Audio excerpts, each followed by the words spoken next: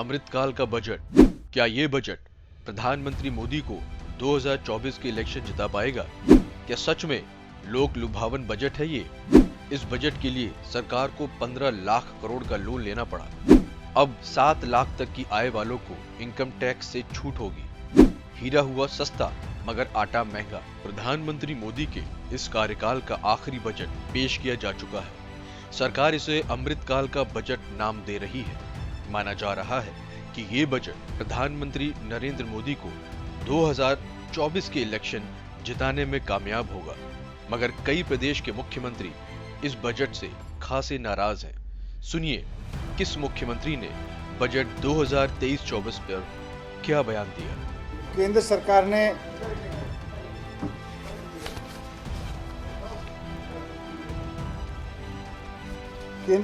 ने आज संसद में बजट पेश किया है और भारतीय जनता पार्टी जी की मोदी जी की सरकार का दूसरे कार्यकाल का ये आखिरी बजट है। हम सब जानते हैं कि इन दोनों कार्यकाल में इन्होंने अच्छे दिन के सपने को जुमला कर दिया। इन्होंने 15 लाख देने का वादा किया था, उसको भी जुमला करार दे दिया। आज फिर एक ऐसा बजट पेश किया है जिसमें केवल जुमले ही जुमले हैं। 2014 के बाद के बजट में भी हम कई बार नए नए तरीके के जुमले इस सरकार से सुन चुके हैं। बजट के दौरान बुलेट ट्रेन लाने से लेके किसानों की आय दुगनी करने से लेके पिछले साल 60 लाख रोजगार देने की बात करने तक कई तरीके के जुमले बजट में छोड़े गए और इस तरह के छोड़े जाते रहे हैं। उनका क्या हुआ? बुलेट ट्रेन का क्या हुआ? किसानों की आय दुगनी करने का क्या हुआ? 60 लाख रोजगार का वादा किया था पिछले साल, उसका क्या हुआ?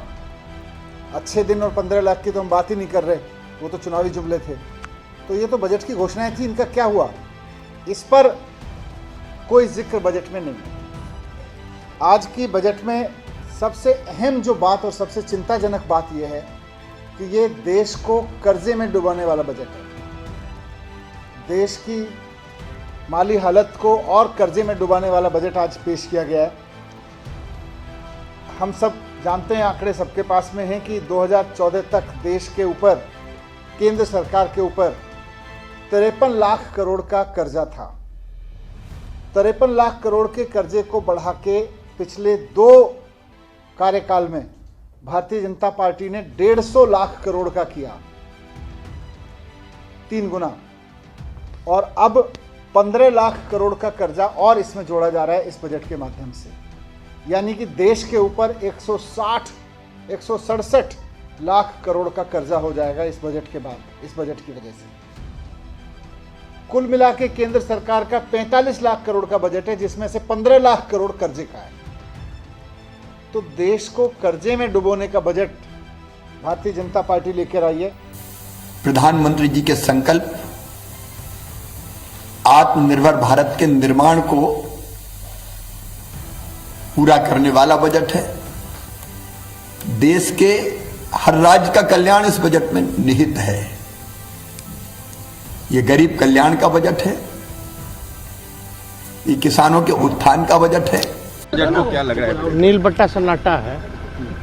बिहार को फिर से ठगा गया, कुछ भी नहीं मिला बिहार को।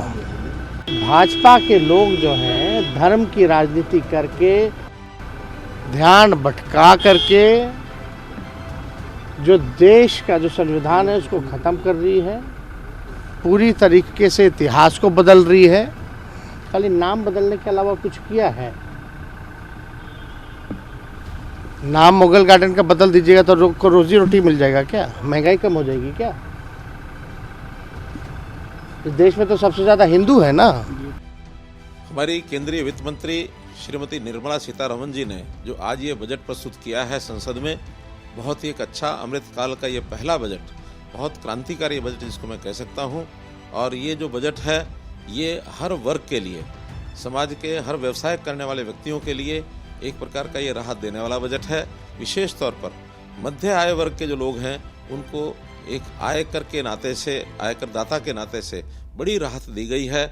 स्लैब सिस्टम जो बनाया गया है, चाहे वो 3 लाख से 6 लाख तक, 6 लाख से 9 लाख तक, 9 से 12 लाख तक, अलग अलग से जो एक स्लैब सिस्टम बनाया है, ये राहत देने वाला है।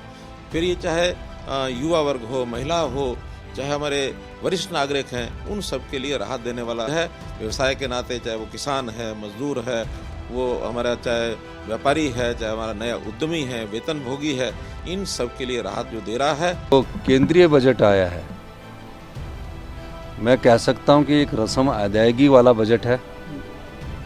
उम्मीद बहुत थी कि अगले वर्ष चुनावी वर्ष है, काफ़ी कुछ योजनाएं होती, बेरोजगारी से जुड़ी हुई योजना होती, अनएम्प्लॉयमेंट आज रिकॉर्ड स्तर पर बढ़ चुकी है, उससे संबंधित कोई योजना नहीं है।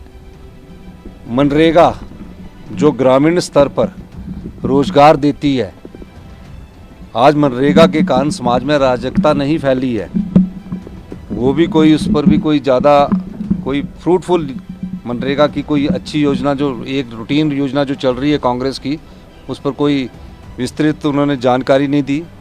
ये समझ नहीं आती कौन सा बदला ले रहे हैं ये पंजाबियों से।